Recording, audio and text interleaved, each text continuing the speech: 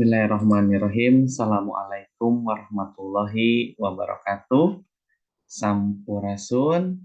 Alhamdulillahirabbil alamin. Tepang deui sareng simkuring Tias Agung Pratama ngaulang kelas 11 di SMK Negeri Situraja Kabupaten Sumedang. Urang lajengkeun hancaan satu acana nyata nggunaan novel. Jadi tos dijelaskeun wangunan novel, lajeng kana ciri-ciri novel, bebedana antara novel jeung carita pondok. Nah, ieu di dieu aya sejarahna. Novel Sunda anu munggaran medal teh judulna nyaeta Baruang Kanu Ngarora, karangan D.K. Ardiwinata tahun 1814, diterbitkeun ku Balai Pustaka. Caritana nyaritakeun hubungan cinta juru tilu antara Ujang Kusen, Nyi Rapiah, jeung Aum Usman. Nah, konteks sejarah munculna novel Baruang Kanu Ngarora atau disingkat BKNN. BKNN dikarang ku D.K. Ardiwinata, guru sakola menak di Bandung, muncul lantaran harita aya pangrojong ti pamarentah kolonial keur nyusun bahan bacaan anu bisa ngadidik masyarakat Bumi Putra. Sangkan boga moral anu hade jeung keur nyumponan kabutuh kana bahan bacaan di sakola. Nah, lajeng eusi carita novel Baruang Kanu Ngarora BKNN nyaritakeun cinta segitiga atanapi cinta juru tilu antara Nyi Rapiah, Ujang Kusen, jeung Aum Usman. Nyi Rapiah urang pasar ditikahkeun ka Ujang Kusen, nu sarua anak saudagar ti pasar. Sanyana Nyi Rapiah geus neundeun hate ka Aum Usman, anak menak. Tapi hubungan Nyi Rapiah jeung Aum Usman teu disatujuan ku bapana Aum Usman anu turunan ningrat. Lajeng Aum Usman teu eureun ngagoda Nyi Rapiah sanajan geus boga salaki. Antukna lantaran tuluy-tuluyan diganggu ku Aum Usman, Ujang Kusen mawa pamajikanana pindah ka lembur nu jauh ti kota. Tapi Aum Usman teu kapok.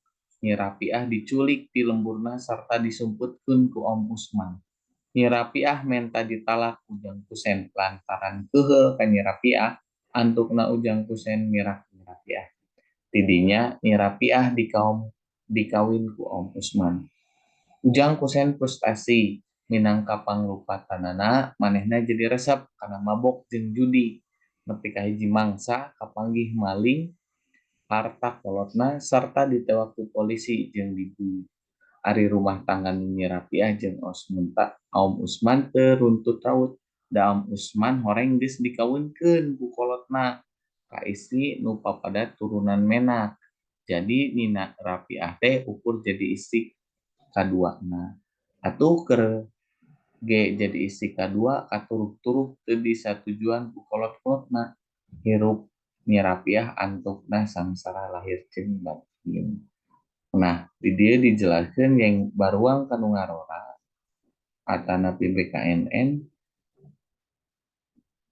novel bertendes bandingkeun jeung novel-novel dina bahasa Indonesia atau Melayu.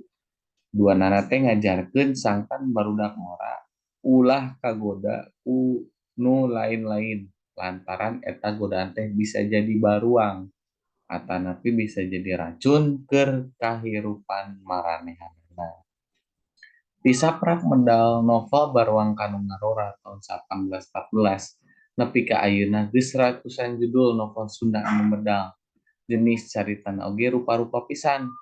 Di antarana bae bisa dikategorikeun kana novel rumah tangga, novel sejarah, novel asmara, novel misteri, novel sosial, novel hiburan, novel keagamaan jeung sajabana. Nah, di dieu ye aya novel-novel bahasa Sunda sejenna, contohna wae novel Lain Eta karangan Moh Amri, novel Bentang Pasantren karangan Usep Romli, Mercedes 18-180, novel-novel Sunda sejenna seueur di dieu tiasa ditingali katanya. Terus kitu anu tiasa dipihartos dina dinten ayeuna alajengkeun materi anu samemehna. Hatur nuhun.